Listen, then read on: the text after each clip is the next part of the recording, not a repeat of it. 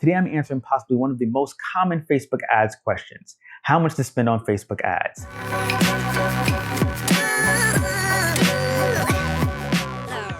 There are a lot of questions around Facebook advertising costs, setting a Facebook ads budget, and how much you should be spending and how often you should be spending it. Well, we're going to answer those questions today.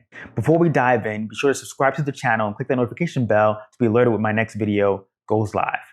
Let's start with setting up your Facebook advertising budget and actually what that means, right? There really isn't any sort of magical number that your ad budget needs to be, right? In fact, you can have a budget as little as $250, or you have a budget of $250,000, right? What's really relevant and important to understand is that you need to have a clear Facebook advertising strategy and know what objective you're looking to accomplish with your budget, right? Are you looking for engagement? Or do you want traffic to your website? Do you want to generate leads? Are you looking for purchases, right? You have to be very clear about what it is you're looking to accomplish.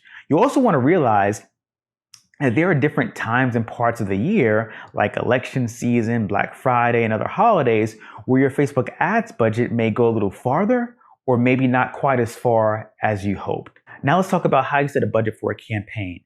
There are a few things you want to know before setting up your ads. The first thing is knowing how much you're willing to invest in this Facebook advertising campaign.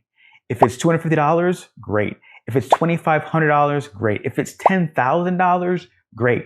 Whatever it is, you need to know how much you're going to spend on this campaign. And once you set that campaign budget, stick to it, right? Here's an example.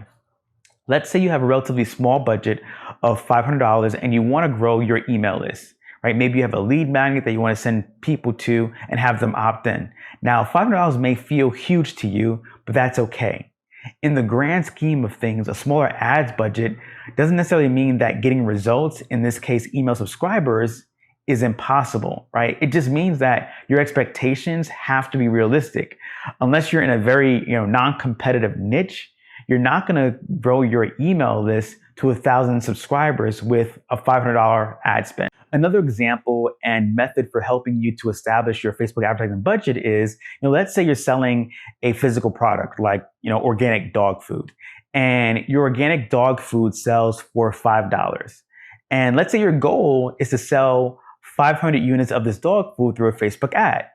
I think you need to budget at least $2,500 for your advertising campaign.